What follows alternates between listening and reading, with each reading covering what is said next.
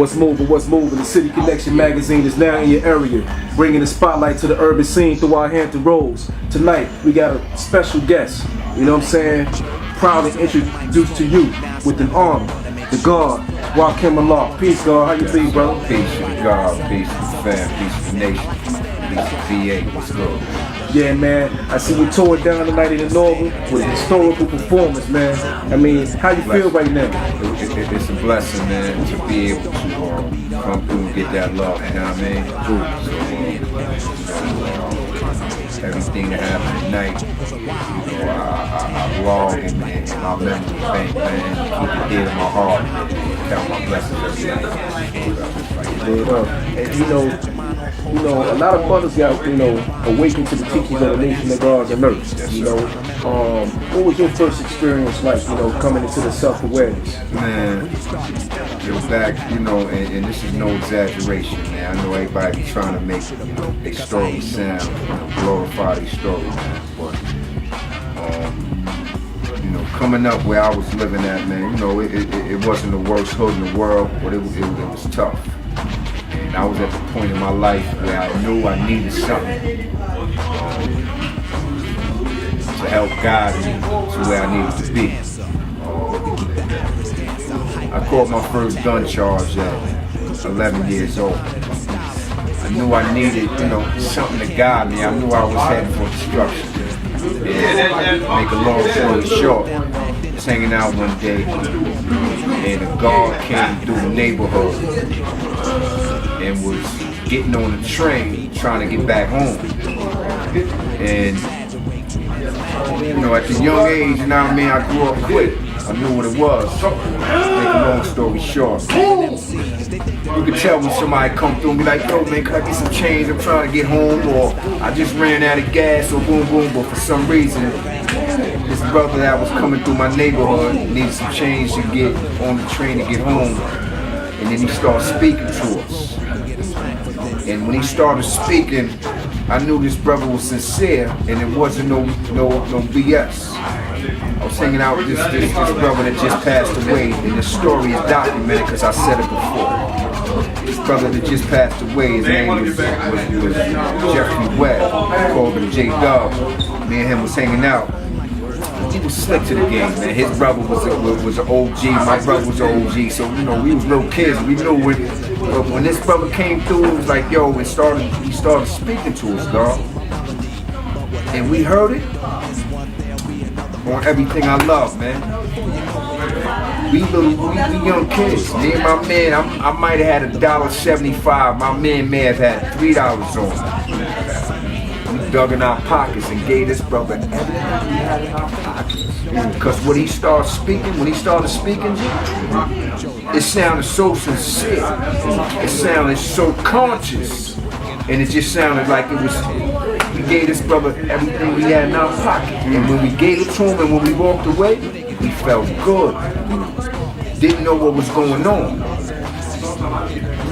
As the time goes on, and I'm growing at a fast rate, I caught a gun charge. 11 years old, 12 years old.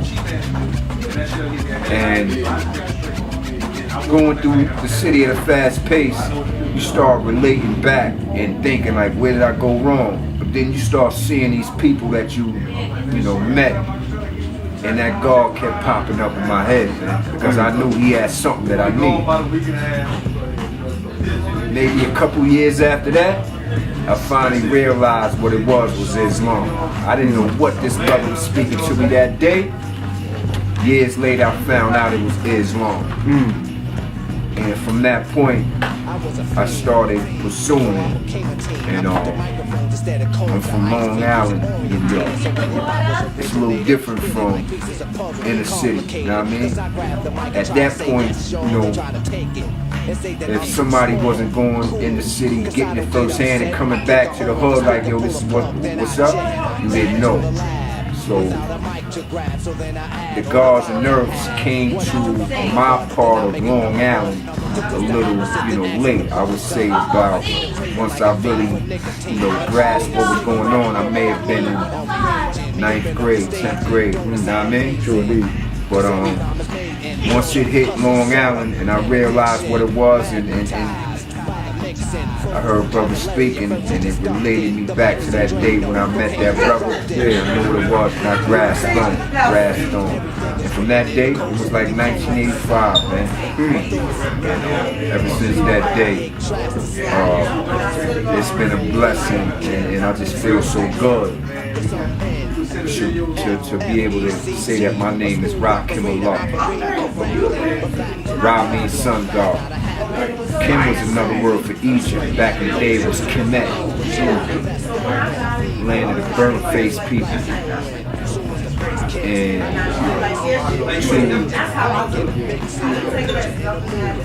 go through my journeys, man, to get it the way I got it.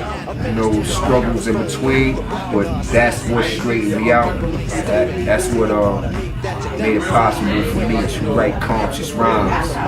So in other words, that's what made it possible for me to come in everybody's living room. Because without that universal pen, I would have been just like the rest of them, with no disrespect to nobody.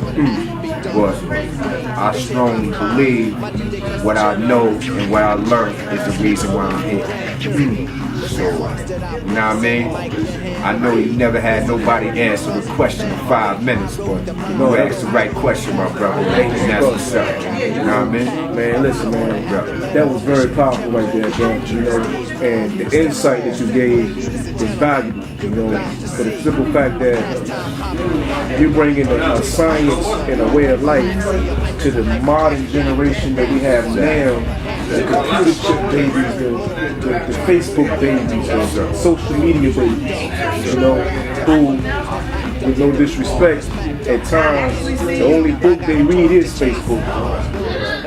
And the hardback is almost obsolete. That's why it's so important that we keep that city connection out there. People to still flip a pen. Yes, sir.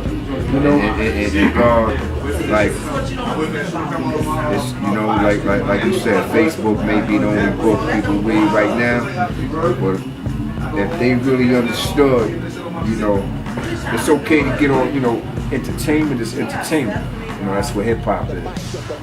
But I can't live off of hip hop 24/7. Hip hop is therapeutic to me. When I get on, some of my lows, or when I'm feeling good, you like to hear a little music. When you need to, when you're in that nostalgic mood, you want to, throw some classic music that remind you of, that's what music do, but it can't be 24/7. Just like, when you're on the internet, you entertain yourself, YouTube, little hip hop info, check on the city, do things that's informal, then take it to, level deeper. Because what we're doing, on the internet a lot of times is entertaining. But there's so much information on the internet, man. If I had a laptop, when I first started studying mathematics, like y'all don't understand the information that y'all have at your fingertips, man. We had to go to the library, man. Anything we wanted to read, anything. If nobody came through the hood with literature in their hand, and 9 times out of 10, they wasn't burning no copies of that, man. So you had to speak and be accounted for before anybody gave you any degrees or plus degrees. You had to go up and open your mouth and then say, all right, shorty, you studying? All right, here, go read this and come back to me next week and make sure you understand that, because if I ask you a question on it, answer, that's what it was. But it was very conscious, but it was coming into the neighborhood at such a slow rate where it wasn't just popping up on your table or popping up on your internet page when you pop up on your internet opening. It wasn't doing that. You had to go get it. But now, I mean, I can go on my internet, man. I study quantum physics on my internet, man. I study like whatever I need. I study the ley lines on the internet, man. I could tell you how all of the monuments lined up in a perfect line, a straight line across the globe. How did they line all these monuments up in one line, and why did they do it? But this is what the information that I get off the internet. Listen, man, if I had what I have now, then right now I'll probably be, you know, sitting next to Farrakhan trying to figure out what we can do to, you know, make things better, man. But I'm just saying that, you know, the information on the internet is so massive, and you know, it's right there at your fingertips, and it's so important. You know, every now and then, put the YouTube to the side, put all the, you know, the what happened in the hood, or, you know, the funny, entertaining things that's on the internet. You know, hour, 2, 3 hours, cool. To get that out the way, and then think of something that you always wanted to know the answer to. Google it, man. It's right there for you. You'd be surprised to pop up. Alright? And you know, that's just, you know, understanding, you know, what it was, and understanding the outlets and what y'all have now. And really, y'all are in a better place than we were then. Though the streets and music was more conscious then. So I think, you know, the kids just have to understand, and they need people to, you know, let them know that they can get it, go get it. And, you know, people like yourself, and hopefully people like myself, and, you know, we can let them know that it's a whole lot more on the internet that can entertain them, you know? You know, music has took a U-turn, so to speak. But the U-turn usually brings you back to the origin. That's right. But this particular U-turn took us into an actual different place. You know what I'm saying? How do you feel about the current state of hip hop right now? Or just the industry? That's like, you know, a good question. Of course, being, you know, artists from the era that I came from, we want to see a little more conscious music. We want to see, you know, younger artists understand the movement to the fullest. We want to make sure that it's going to still be pure and last. You know what I mean? Not be a fad, not play out, not submit to anything, and not water yourself down. You know, that scale is important, man. So, you know, coming from where I come from in hip hop, a successful hip hop artist, all he had to do was sell gold. You know what I mean? And time goes on. Hip hop artists are selling platinum, double platinum, quadruple platinum. So as an artist coming from, you know, where it was minimal, where we thought it was so important, we was trying to push to make the world, you know, feel us, man. Coming from that era, to see the business side of hip hop now, you know, I feel good that it's lucrative. We wanted it to be important and lucrative when it first started, and we was in the basements, and, you know, we could barely get in big arenas. You know, we wanted it to be just as important as R&B, rock and roll and jazz. So coming from that era to see it being lucrative now, it's a good feeling. Just hope that it gets a little more conscious, and that the artists really understand the power that they have, and understand the people that they influence. Because it's like, you know, an artist might be, you know, writing rhymes, and, you know, he just might be on some young get money. But you have no idea, man, when people get attracted to what you're doing and start listening to your rhymes, you draw them in, and you become what people call a role model. So understand if the kids is listening and they taking your MO and your methods of operations, and they following that, man. So, you know, give them something that they need and understand that they are listening, and where God, music is God, and a lot of the youth is coming up, man. So we gotta understand that and go accordingly. Word up. Out of the great classics that you have produced, do you have a favorite album of your own material?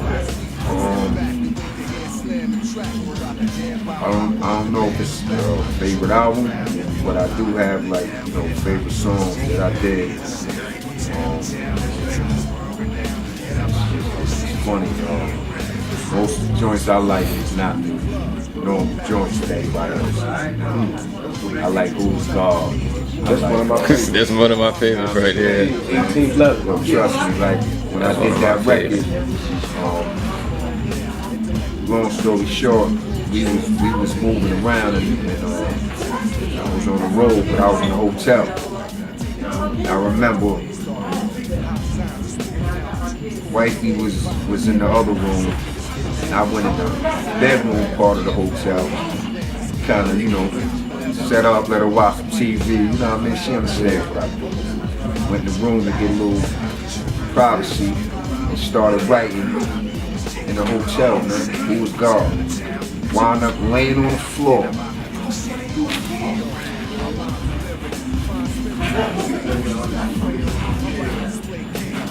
Remember laying on the hotel and saying to myself, like, yo, they ain't gonna understand this, like, you know what I mean? But I felt it was so important that I got that off, because it was like, I always wanted to do that. Knew that it was gonna be complicated to do at the same time, you know what I mean? Trying to make the truth sound good, or make actual facts rhyme. You know what I mean? So I knew it was going to be a challenge, but it was something that I wanted to do. And I remember, man, just, you know, laying on the floor, and as I was going through it, just getting to certain parts of it, and just being like amazed that it was almost written already. You know what I mean? It's almost written already, because as I was going through, elements was coming to me, and then what was dope is the mathematics. I don't know if well, I'm sure y'all do, but the mathematics made its way through from knowledge to bone through the whole song. Knowledge, you know what I mean? So it's like the song was almost written, and I just had to put it down. And it was something that I didn't think that I could do, because, again, actual facts and trying to make it sound, you know what I mean? Like, no, this is actual facts. You know what I mean? Right. This is what it is. If it sounds, you know, obscure, if it sounds far-fetched, that's what it's supposed to be. But me trying to take that and make it entertaining was a challenge within itself. But yo, man, it was just such a blessing as I was writing it. It was just, you know, coming out beautiful, and I was seeing it, and you know, it's true to what it is, man. And if you true about the message, it'll be understood, man. So it was just, you know, it was a real blessing to be able to do that song, put it in song mode, and then for people to understand it and get it, man. So, like, that's one of my favorite joints of all time, man. Always and Forever, the 18th letter, and I like the joints like The Punisher, Lyrics of Fury. You know, that's the hip hop that drives me, man. Joints I like, man, is never the world's common joints I like. So joints from the album that was less appealing to the not commercial music, but less appealing to the everyday hip hop. You know, I kind of stick to the abstract. Well, that's peace. So, for the viewers and readers, how can they find you on social media? I think the best way, like my manager handles my sites, but I think the best way is Rakim official site. I got a Facebook site up, you know what I mean? Just Google, check it out, you know what I mean? It's not good that I don't know all my internet information for y'all, but Google your boy, man, you know what I mean? Rakim, R-A-K-I-M Allah. Just punch in the God, punch in the R, you can punch in the 18th letter. Google your boy though, man, and holla at me, man. I got some things set up, and what I like doing is I don't do it every day, but every, like I try not to let it go past a month because it gets crazy. But I try to check